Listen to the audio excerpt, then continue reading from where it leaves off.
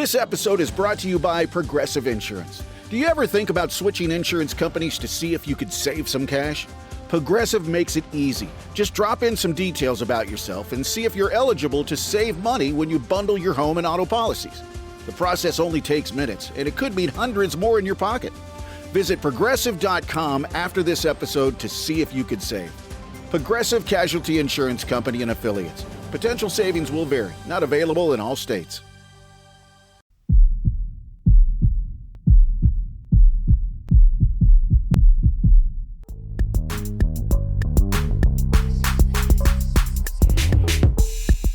Hi, welcome to Crime Clueless. We're your hosts. I'm Jenna. And I'm Lara. We are back for part 2 on the Dermond murders case. If you haven't listened to part 1, highly recommend listening to that first and then joining us back for part 2. Will make a lot more sense. You ready? Yes. It's 5:38 in the morning, and Sheriff Howard Sills is already at his desk. And not because anything has happened overnight, not because a call came in. He's just there, the way he's been there most mornings for the better part of a decade now. Alone in an office that a reporter once described as looking exactly like every cold case cliche you've ever pictured. He has stacks of files, boxes of notes, photographs he doesn't need to even look at anymore because he's memorized every one of them. By this point, Sills has been Putnam County Sheriff for over 3 decades. He's the same man who once took down an entire armed compound belonging to a violent cult, operating right there in his own county. A case that made him something kind of like a local legend. He is not, by any reasonable measure, a man who's used to losing. And yet, I look in the mirror, he says to a reporter who's asked him gently how he's holding up after all this time. And there I am, still unable to solve this damn case.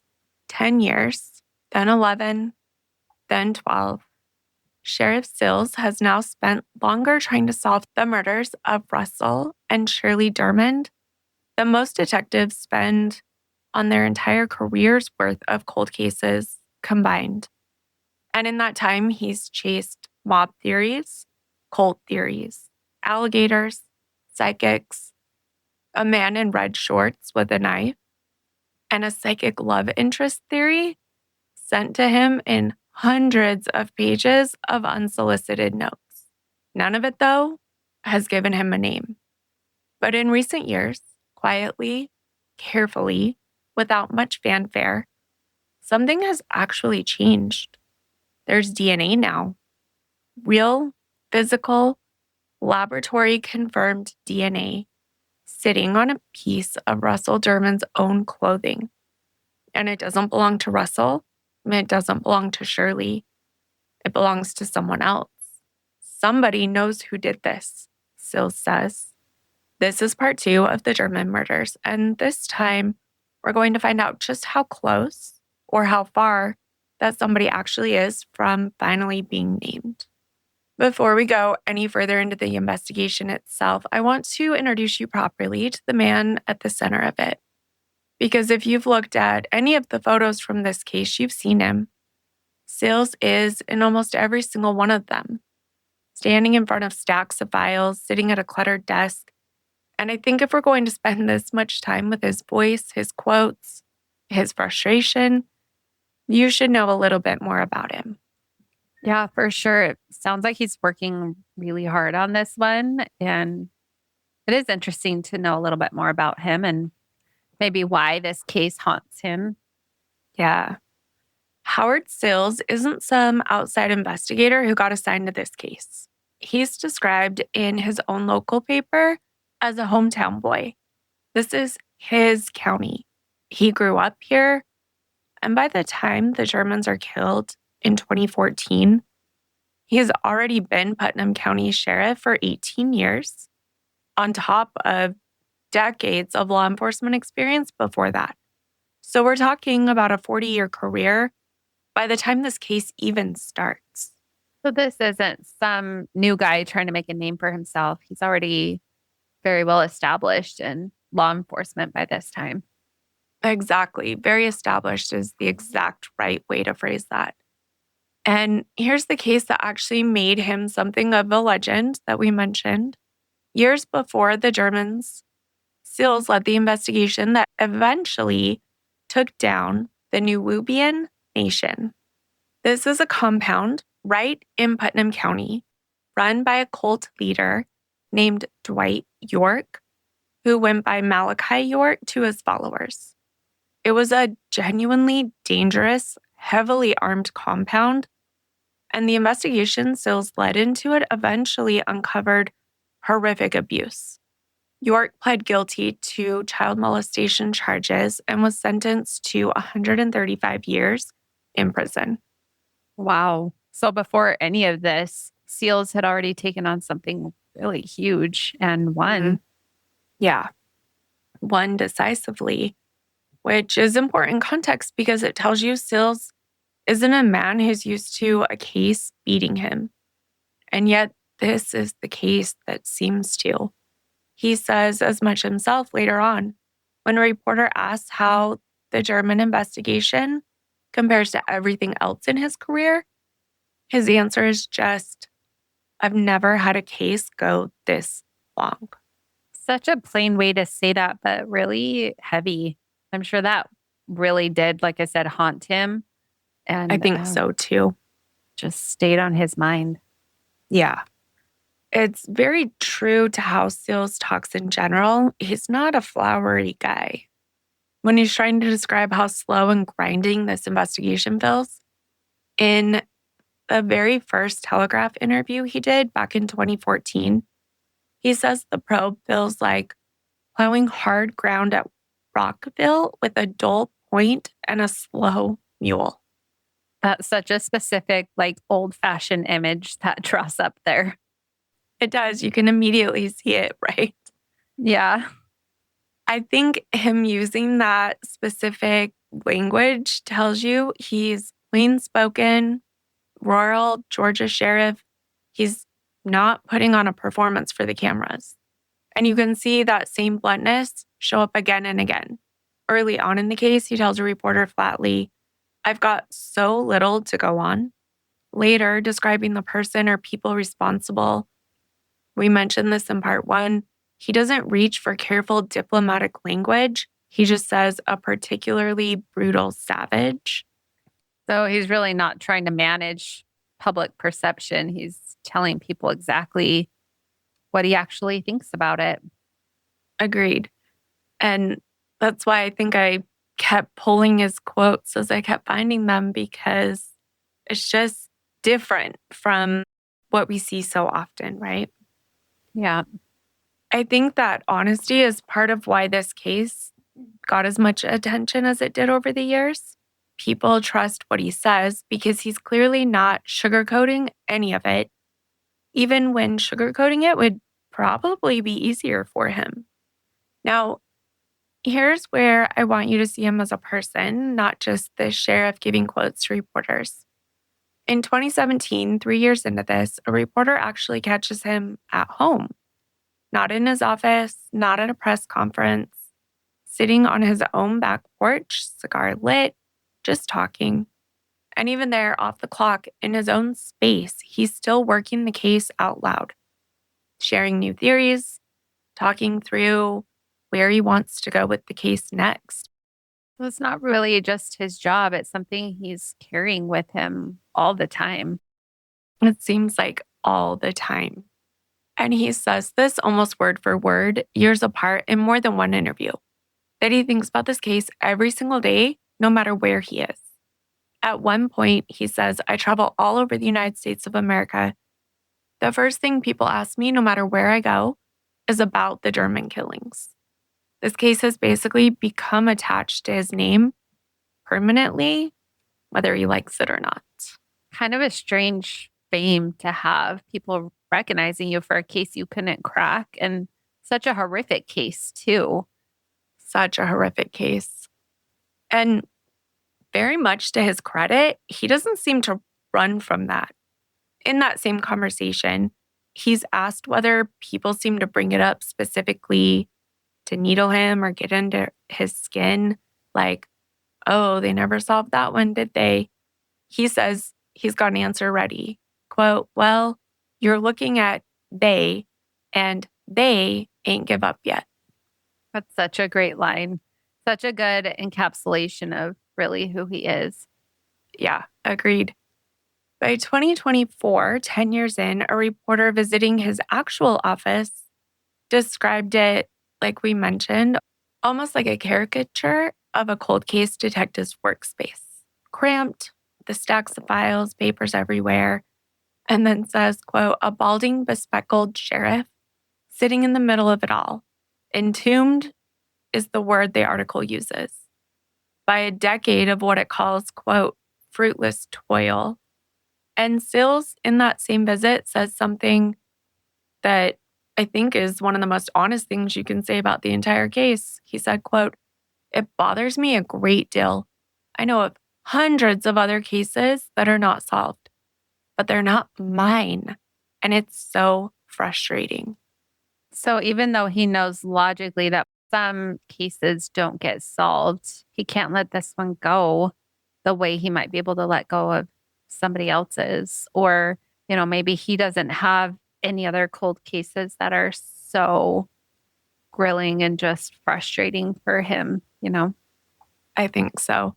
So horrific. So without motive. I think also along that cold case line, there are a lot of cold cases where it is obvious who did it, maybe obvious why.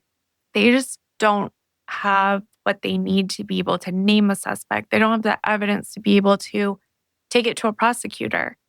But in this case, all There's of just those nothing. are lacking. Yeah.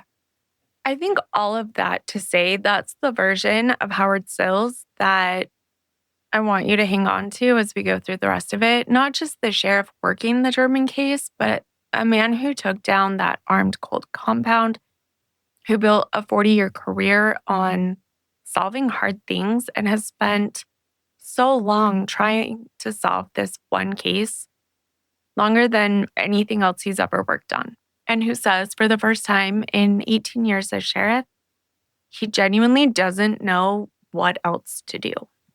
Now, I want to walk you through the single biggest thing that's tortured him about this case for over a decade. And it's not just that there's no suspect, it's that there's no motive, not even a working one. Yeah, like we talked about, it's just such a haunting case. Do they have theories that they think like for motives or anything like that?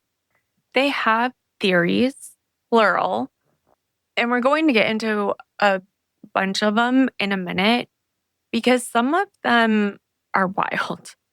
But Sills' own core belief, the one he keeps coming back to across years of interviews, is actually pretty specific. He says, I'm convinced the people who killed the Dermonds knew the Dermonds. He thinks they knew the house to some extent. He thinks that they'd been there before. So really not strangers. He's not thinking this is some random brutal act of violence, someone with a connection to them. That's his read on the case. But here's where that read on the case gets maddening for him. It's the contradiction that basically defines this investigation. The way Russell was killed and decapitated, Sills describes it as clinical, controlled. The kind of thing that on its face looks like the work of somebody who knew exactly what they were doing. So awful. I can't. Awful. I know. But like a terrible thing, like if they did take his head to take the bullet, who thinks that way? Like, such a good point. Wild. Like, oh, we can't leave this behind, so better do this. Yeah. Psychopathic thinking. I don't know. For sure.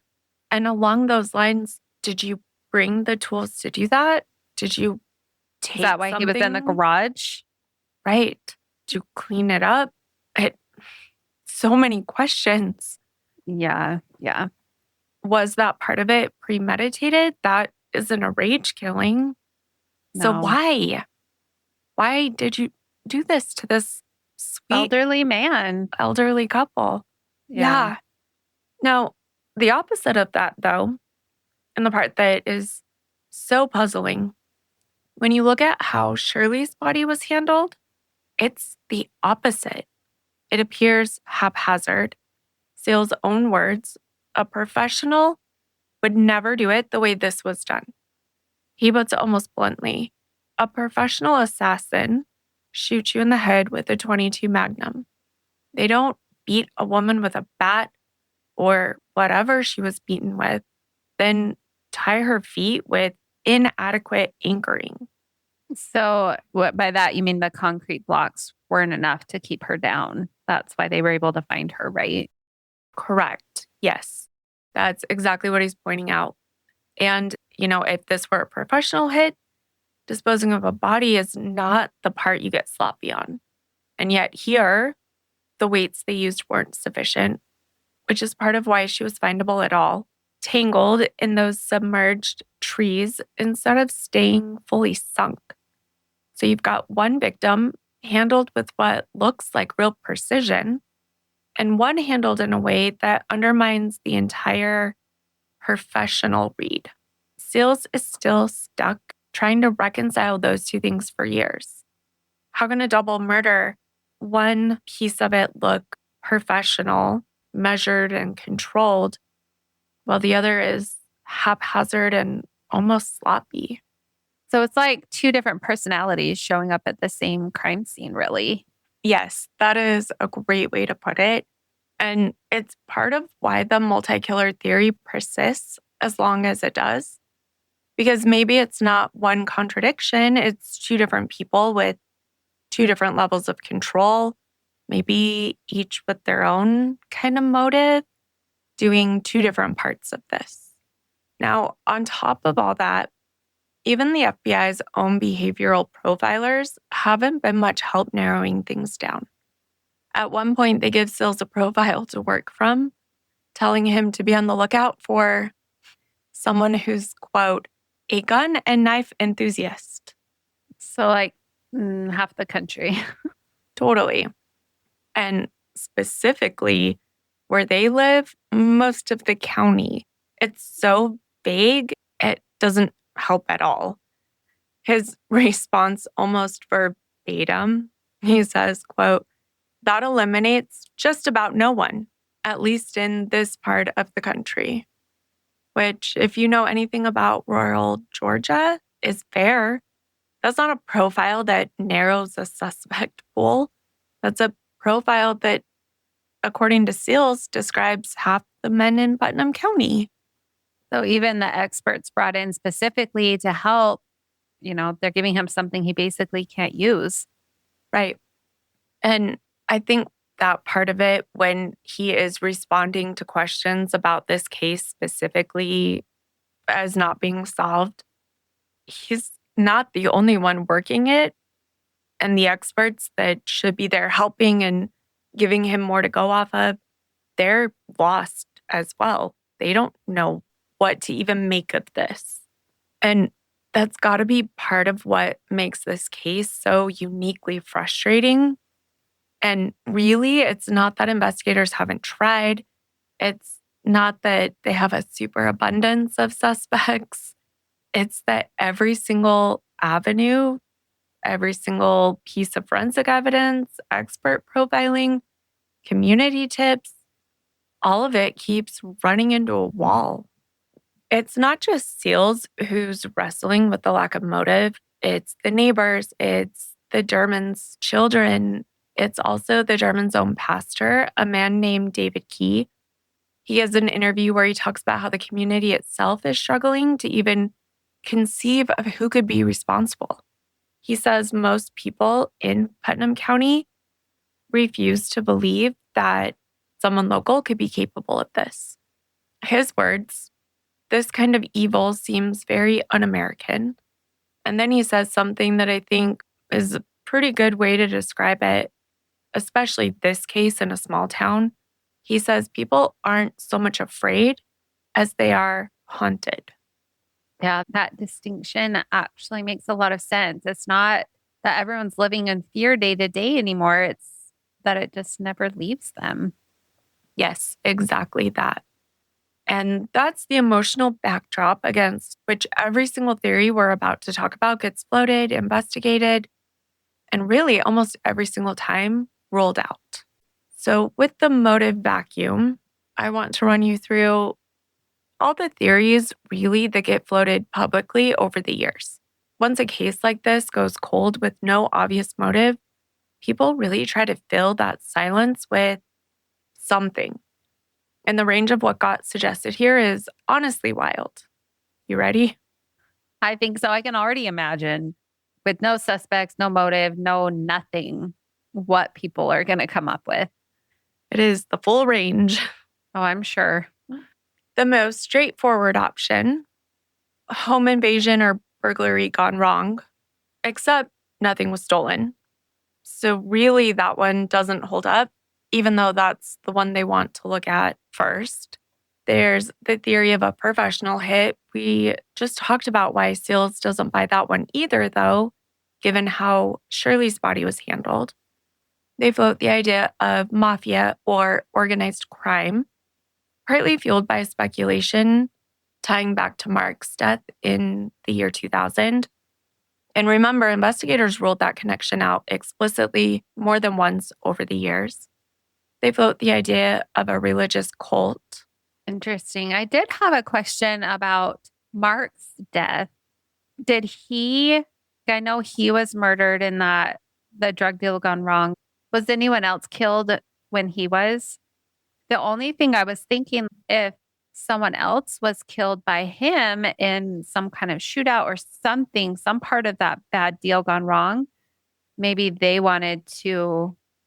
family wanted to take revenge and his parents were really the only option they thought. I don't know. In all the coverage that I read about that, it consistently frames Mark as being the only victim. There's no mention of other injuries or additional victims. So, not that I've seen on the surface, but I do find that a pretty compelling thought. Even the person who is in prison, Yeah. like you said, if someone is upset that he's in prison for this, maybe they don't think he should be. Yeah. But I will say investigators have ruled it out over and over and over, Yeah. but it definitely still gets brought up because it's for the three remaining children of Russell and Shirley, having three separate members of your family murdered is so horrific and doesn't happen. Yeah. It's so rare. Yeah. So it makes sense. Yeah. And then religious cult, is there one like in their area or like an organized group that was around there? This one's interesting. It's actually floated by their son Keith himself in an early interview, completely unprompted. He just says it, almost like he's thinking out loud. He says, quote, random, maybe a cult. It's an interesting thing for him to say because we know that Sills himself has direct experience with exactly that kind of violence. My guess is that might be something on Keith's mind when he floats it. So it's not coming out of nowhere. And really, I feel like they're grasping for anything that could explain why, because without that why, it's horrific anyway, but that I feel like just makes it so much harder to not have any kind of answers. Yes, exactly. If things have been stolen and you could tell yourself like they still can't find who did it, but robbery gone horrifically wrong, but no motive is baffling. Well, I think too for the community, because it's always more frightening to me, the randomness of these kind of murders. Yes. Like the ones, like Robin, where the guy was just walking and happened to see her door was open and went in and he didn't know her. Like the randomness, I think is terrifying.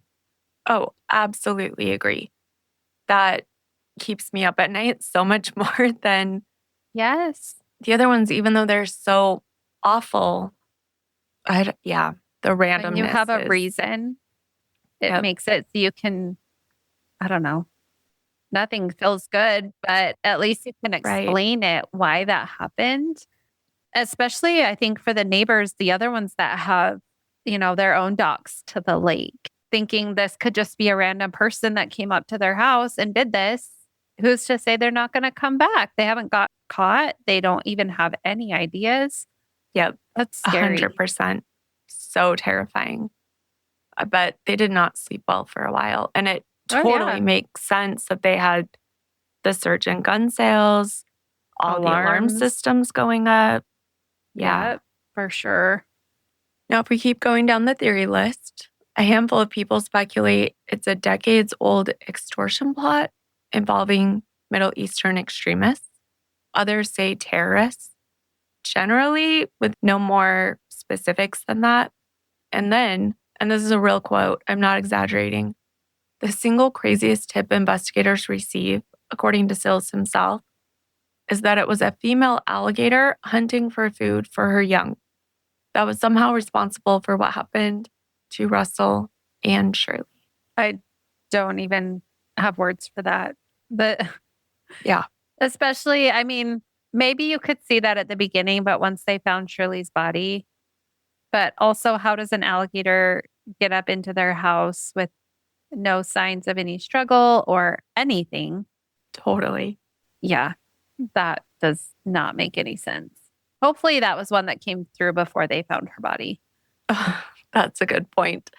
Because if not, did this alligator know how to tie rope? I mean, that's next level. That is. They should find that alligator and put it in a zoo for people to pay money to watch it tie knots. Mm-hmm. Maybe in Gatorland. And carry around concrete blocks. Right. Tie them to a body and drag it back out. Like, come on. Pretty wild. Hopefully that was before. Because I guess, I mean, they could make it seem like, okay, that's why we can't find her. Yes. Maybe she ate the head. Right. Wild, but not necessarily as wild as, say, that coming a year later. Yeah. If it came out, maybe they were outside. I don't know. But hopefully that was before she was found. Yeah. I don't know exactly when that one came through, but now I'm going to go look. Yeah. Sills, for his part, is completely unimpressed by all of it. He's gone back and dug into the Dermonds' entire lives to check. Did they have illegal activity in their background? Any unsavory associations? Anything. Anything at all. And every time comes up completely empty. His assessment, they worked hard, paid their taxes, went to church. There's no indication of any illegal activity or association with unsavory characters, which means every single one of these theories is competing to explain a motive that the evidence just doesn't support. There's one more theory we'll spend a minute on, one of the stranger footnotes in this entire case. Back in 2021, Sills gets a tip from a college professor in another state. She's convinced that Shirley had a secret online romantic relationship. A love interest is the phrase she used. And then that person turned violent and was responsible for both killings. That's interesting. An 87-year-old woman with a secret online boyfriend who turns out to be a murderer. Yep, that's the theory. Now, here's the thing. This woman doesn't just casually mention it. She emails Sills hundreds of pages of notes supporting her claim. Oh, what kind of notes did she have? I don't know the specifics of the notes, but Sills, because it's his job, however unlikely a tip sounds, he still has to run it down. So he does actively investigate it, but it goes nowhere. He's able to debunk it completely with what he has. Yeah, I have to say, as ridiculous as some of them are, I actually feel for him a little because I mean, you do have to look at everything that comes in because what if you have nothing else to go on? I mean, imagine having to seriously entertain it was an alligator as part of your job with this case. For sure. I think that's part of the exhausting reality underneath all of it. For every wild tip, like the alligator or the secret online lover, Seals still has an obligation to at least look at it. You never know which impossible tip will turn out to have this thread of truth in it. And most of the time, it doesn't, but he can't afford to assume in advance. Now, before we move on to the actual forensic breakthroughs, I found one detail buried in a June clipping that I don't think has ever really been connected to anything else, and I have to tell you about it. Interesting. What is that? In an Atlanta Journal-Constitution piece from June 14th, so about a month after the murders, there's a quote from an Atlanta-based attorney commenting on the case, specifically on how the reward fund isn't large enough yet. He mentions that he spends his weekends on a farm just outside Reynolds Plantation. He's a member of the same country club the Dermonds would have had access to. Okay, so he's a local guy. Did he know the Dermonds? It doesn't seem like he knows them.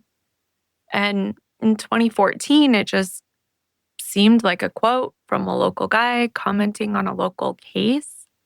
Interesting. His name is Tex McIver. And if that name sounds familiar to you, it's because 2 years later, in September of 2016, Tex McIver shoots and kills his own wife, Diane, in the backseat of their SUV. He claims it was an accidental discharge. However, he's convicted of felony murder in 2018. Oh, that's super interesting. So he was commenting, just saying that the reward money wasn't big enough. And then just a few years later becomes the center of another true crime case, killing his own wife. Yeah. I mean, completely unconnected to the Dermonds as far as anyone has ever suggested. I want to be really clear. There's no evidence tying him to this case in any way. Not a theory, not a lead. It's just this really strange coincidence that sometimes true crime turns up where two completely unrelated tragedies happen and they share one name in the paper years apart. Yeah, like you said, just some coincidence, but interesting. Yeah.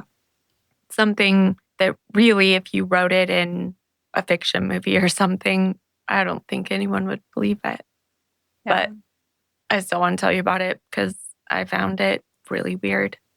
Yeah. That is a really weird thing to say. Like, oh, the reward money isn't enough. Like, do you have something to say and you're just waiting? Yeah.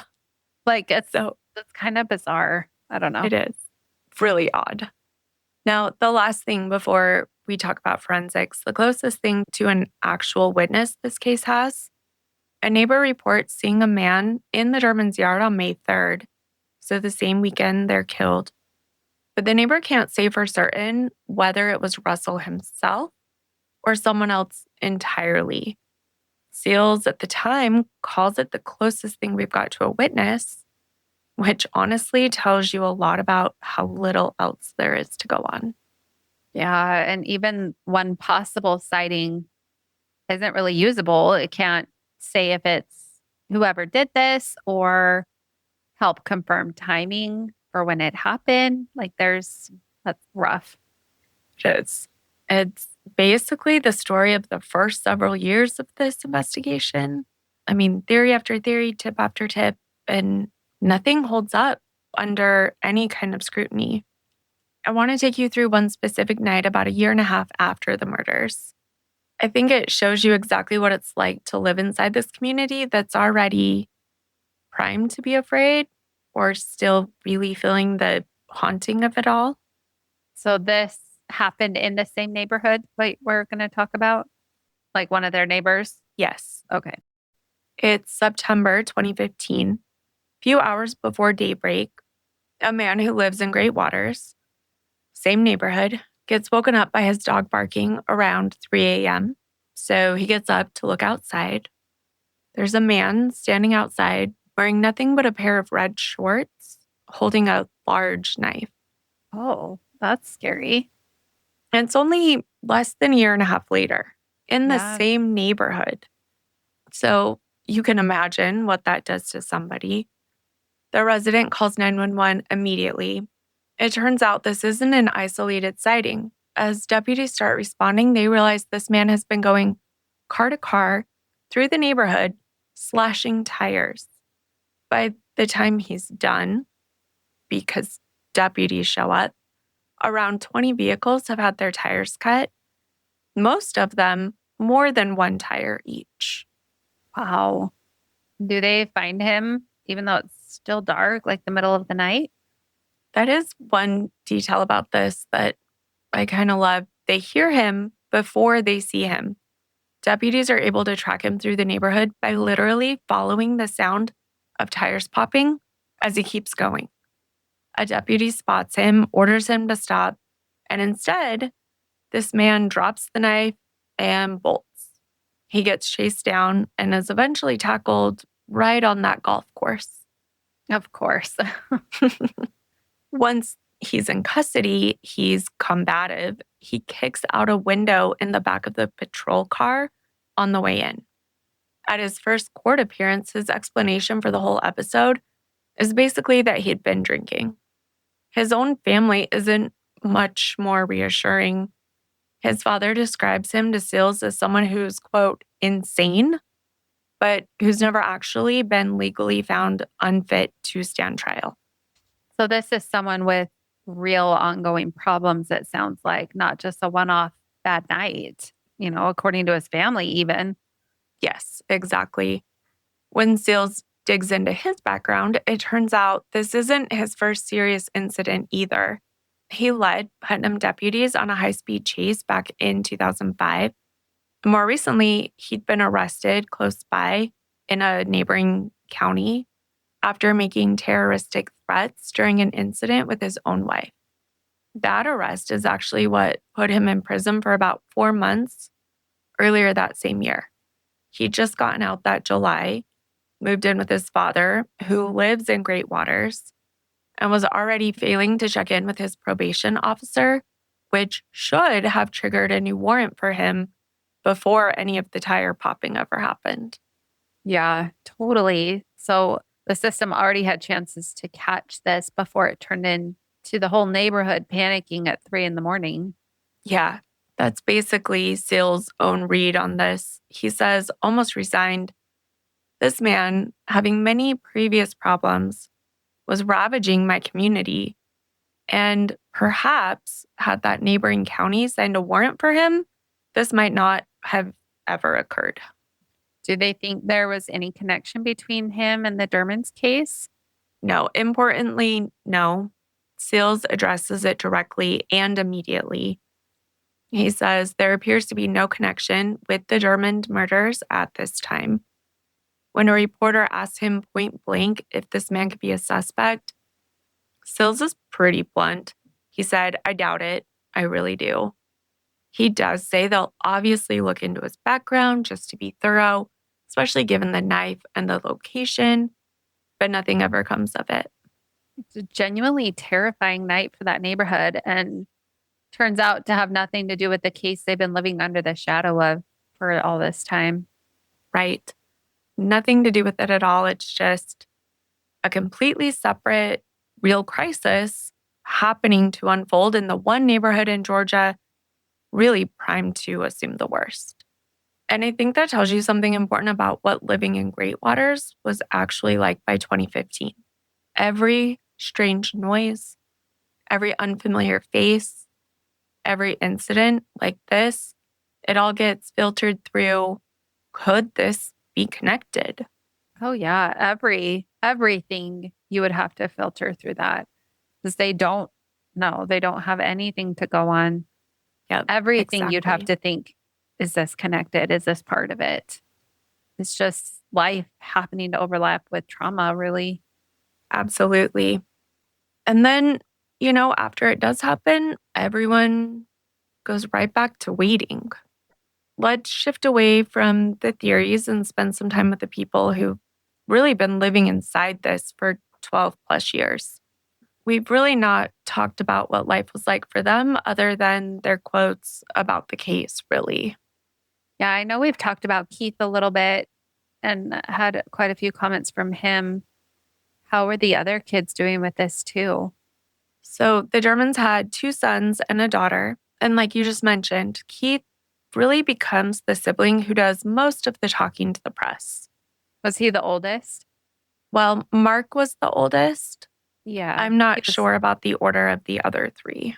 Oh, okay. It's documented the actual moment that he learns what happened. It's never really told in full until a decade later in an interview he gives in 2024. He says he gets a phone call from his sister. She's distraught, barely able to get the words out. Keith describes his own first reaction to hearing the news. Not shock, not grief, but disbelief in almost a defensive way. He says, my first thought was, oh, somebody's pranking her. This didn't really happen. Yeah, such a human first reaction, your brain just refusing to accept it. Right. Who gets that call about their almost 90-year-old parents, Right. who are just living in their secure neighborhood, no enemies. Like, why would this happen? You have Right. to kind of go to disbelief. Yeah. His first instinct was really that because of everything you just laid out. It was too far outside anything reasonable to process. Over the years, like we said, Keith becomes the family's main voice. He really does push back on the wilder online speculation. There's a whole ecosystem of, amateur sleuths and people who comment online that have all built their own theories, a lot of them centering on the idea that Russell must have some kind of organized crime connection. Because really, again, without a clear motive, you're going to the few pieces of evidence and trying to see what that usually connects to. Yeah. By 2024, Keith says he's just tired of it. He laughs the theories off outright. His words, there's not a hint of that or any kind of that stuff. So the internet's been building conspiracy theories and he's just really had to sit with that. I mean, that's really hard too. Awful. And for so long, for over a decade, he's actually thought through his own counter argument a lot too. His reasoning is that whoever was capable of doing something this calculated and this violent, he says, would have struck again by now, somewhere.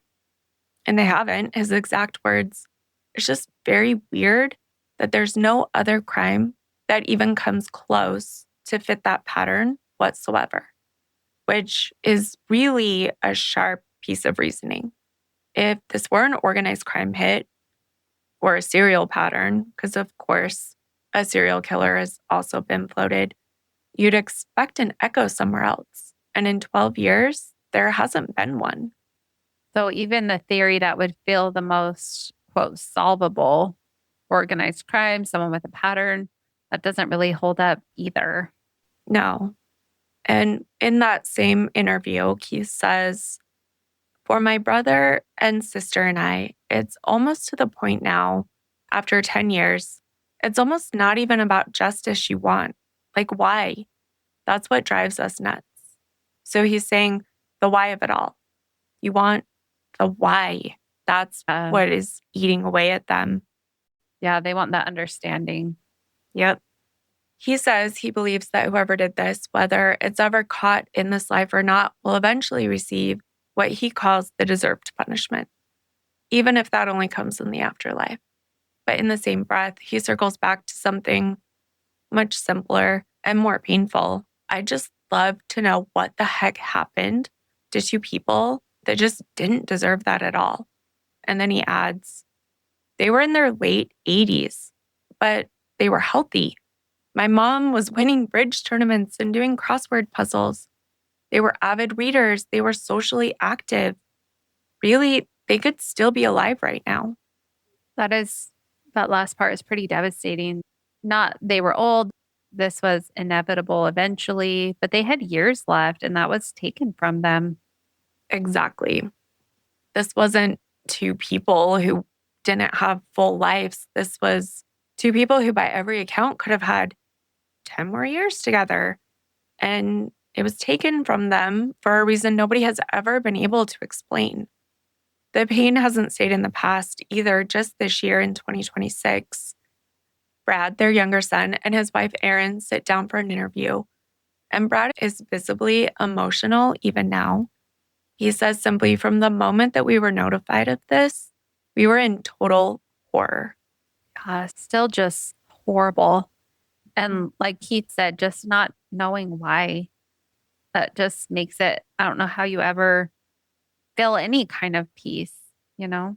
I'm glad that they found both of them and they were able to lay them to rest, but yeah, not knowing why someone would do this to them, it's just terrible. Now, one more thing worth knowing, it does matter for how seriously to take some of the online speculation Keith has to push back against. All three surviving children were polygraphed by investigators, and at least two of those tests were given directly by the FBI, not just local law enforcement. All three passed. So whatever this case is, whatever will eventually come out, the evidence has never pointed towards the family itself. Yeah. I don't know if that makes it harder in a way. If it were someone close to them, at least there'd still be a place to put all of this. But that's really sad if people on the internet are pointing at the children. Again, when you don't have a motive or a theory, and you don't know all the ins and outs of the investigation over the last 12 years, only what's been reported or put out publicly, it really is awful that they've had to take on some of those theories that maybe pointed to someone in their family. Yeah, it's terrible. Yeah. And unfortunately, with a lot of cases, it is someone who knew them or was close to them or in their family. Right. And I'm sure that's where people get those ideas from. But when it's not the case, that makes it extra hard. Agreed, for sure. Now, over the last couple of years, there have been some advancements. For a long time, the investigation continues, in air quotes, basically meant nothing was happening. They didn't have new tips. They didn't have new evidence. It was at a standstill. But starting around 2021, something finally shifts. Oh, they finally got some movement, maybe something they could look into. Yes. In May of 2021, so 7 years later, the Macon Telegraph runs a headline that hadn't been possible to write in years. It said, "New lead emerges in 2014 Lake Oconee cold case killings." And Sills, who by this point has been personally spearheading the investigation the entire time, is uncharacteristically optimistic. He tells a reporter, "I am currently trying to obtain data of a highly technical nature that I believe will be fruitful. I've obtained some of it, and I have reason to believe that when I obtain the rest of the data and sort it out, that it may well lead me to a suspect or suspects in this case." Wow, that's definitely a lot more hopeful than most of the other things we've heard from him so far. It absolutely is. And, the sheriff has been very careful not to overpromise anything to the family or the public about this case.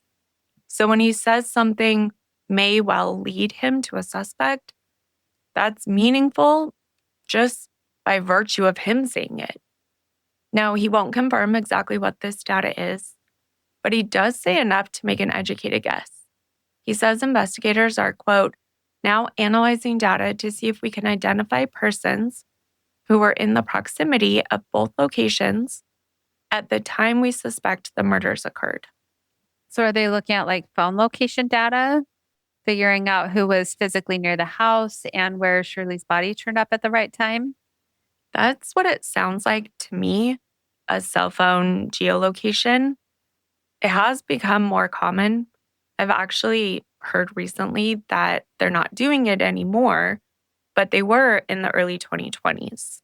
And that's a whole separate rabbit hole to go down that we will have to talk about because it is really interesting. But essentially, he's asking cell phone towers who was in a given place at a given time, something that just wasn't available back in 2014. February of 2024, so 3 years later, Sills personally hand delivers several pieces of potential evidence to a forensic laboratory in Utah. Oh, why Utah specifically? I can't exactly figure that out. Honestly, some of the earlier reporting on this case mentions a different lab, Putnam, which we've talked about. That one's based in Texas. But in the later news articles, they talk about a lab in Utah, and there is a very good one that does a lot of the DNA work for cases around the country there. It's possible these were separate submissions when the earlier ones talk about Ortham, or that they were described different ways in different outlets. But the lab makes a specific breakthrough. And in the reporting that I'm most confident in, they describe it as being in Utah. So I'm not sure exactly why that one or why there's both of them, but wanted to point that out.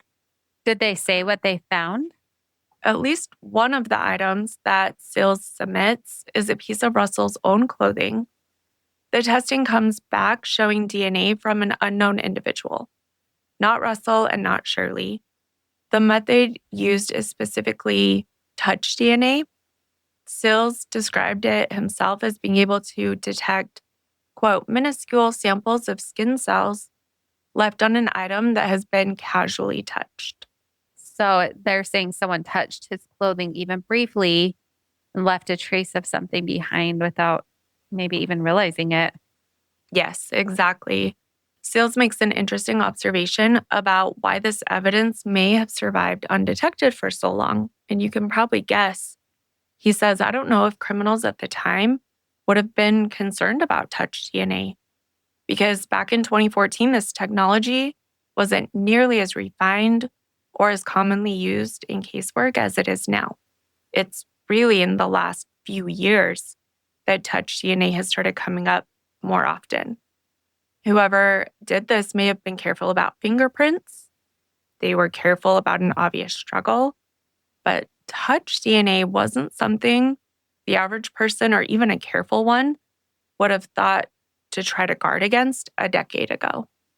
Yeah, so the passage of time actually worked in the investigation's favor here in kind of a strange way. Yeah, in a strange way, kind of, yeah. The forensic science caught up to this piece of evidence that's been sitting there the whole time. Sills is careful to say publicly that no suspect has been identified yet, but he does say that further testing is still underway. His own assessment of what this means is about as direct as he gets in the entire case. He says, quote, it's the best evidence we have developed in 10 years. End Wow. quote. Yeah, wow. That had to be so exciting. Oh, yeah. Even if it takes a long time, it's still something. Yeah. Not something. nothing anymore. Yeah. Now, this breakthrough doesn't happen in isolation. The same week, once the AJC first reports on the DNA discovery, the FBI officially formalizes its $20,000 reward for information in the case. So not, something that leads to an arrest, but information. Investigators say they're hoping to run the DNA through a national database of convicted felons. They also want to send it out for wider forensic genetic genealogy matching, essentially the same category of technique that has cracked a lot of old cold cases. So even without a name yet, there is some kind of real tangible piece of the killer's actual physical presence at the scene. Hopefully, yeah. Hopefully they can find who it is. It is interesting and a step up that they do know it exists and it doesn't belong to Russell or to Shirley. Yeah. And then The most recent development we have, 2026. This year, an FBI special agent named Andy Smith, who has been based in Georgia and involved in processing this case, gives an interview where he says there is now both DNA and cell phone leads being actively pursued. Not one or the other, both threads converging. When he's asked directly whether someone out there should be nervous, he doesn't hedge at all. His answer is one word: yes. Oh, that's pretty remarkable. Keep our Google alerts on this one. Agreed. Yeah. It would be really exciting for an update to come out for their family, for law enforcement on this case. Absolutely. Compared to, how careful and non-committal these updates in the 2020s have sounded, and especially before 2021, Smith goes on to call this one of the strangest cases of his entire 20-plus year career. And Sills, for his part, has reportedly made multiple personal trips out to that private lab, continuing to push the forensic work forward himself, even now, 12 years in. Wow. So walking through those, we have the 2021 cell phone data, 2024 touch DNA, and now both those threads actively converging. So hopefully it's not a cold case anymore in a way that it was for most of its existence. Yeah, exactly. For the better part of a decade, the investigation continues. It's basically a formality, a case that everyone kind of quietly understood might just not be solvable. But what you're looking at now is a real active, escalating pursuit with physical evidence and cell phone data. It's finally caught up to the scene that sat mostly untouched, forensically speaking, for years.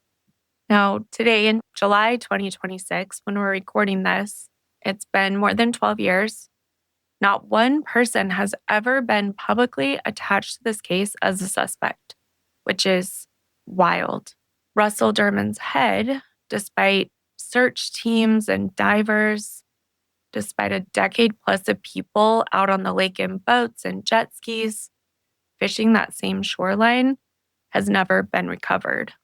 So after everything, all the theories, DNA, family, it's still just open right now. They're making progress, hopefully, but it's still open after 12 years. Yeah, 12 years, still open, but it does feel like it has actual momentum and movement now. It's exciting. It is really exciting.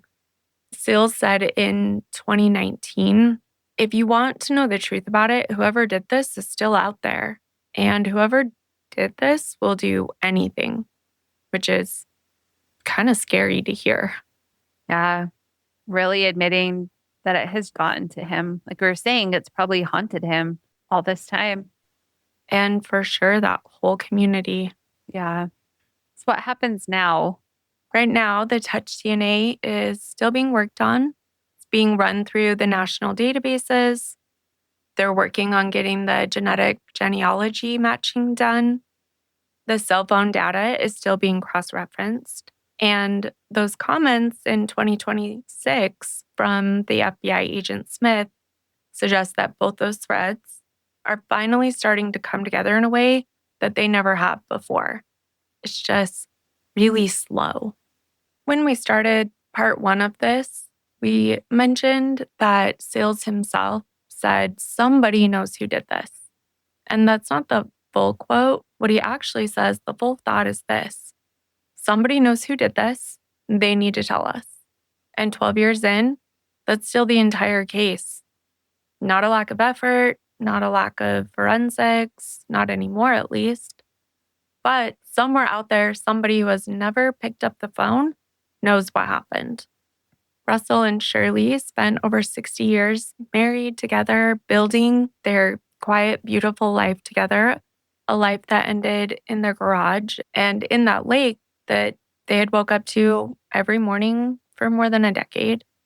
And the person responsible has now spent 12 years walking around with that knowledge, while a sheriff who refuses to let this go keeps waking up before the sun. He keeps believing that Even though it's not solved yet, it can be. And someone somewhere just needs to finally make that call. Or they're going to find them with their DNA. Yes, they are. Can't wait to see that update. Yeah, for sure. So that is the case of Shirley and Russell Dermond. Still unsolved, but finally now making progress. Yeah. We will link in the show notes numbers to call if you do happen to know anything at all. I guarantee that Sheriff Sills would happily take that tip. And even if it doesn't lead to anything, it might cross off something. You never know what might help them. Thank you so much for joining us for this episode of Crime Clueless. If you want to read more about this case, and I highly recommend it, you can find all the sources that we used on our blog, which is on our website, crimeclueless.com, and we will link it in the show notes. We would love to connect with you on social media to hear your thoughts, feedback, any case suggestions. We're at Crime Clueless on Instagram, Facebook, TikTok, YouTube. If you enjoyed today's episode, we'd be grateful if you would give us a rating or a review or share our podcast with someone. Your support helps us reach more listeners, and each rating and review really does help the show more than you know. You can find Crime Clueless anywhere you listen to podcasts. And as always, remember, refuse to be clueless, careless, or caught off guard. Not today, murderers. Thanks. Bye. Bye, everybody.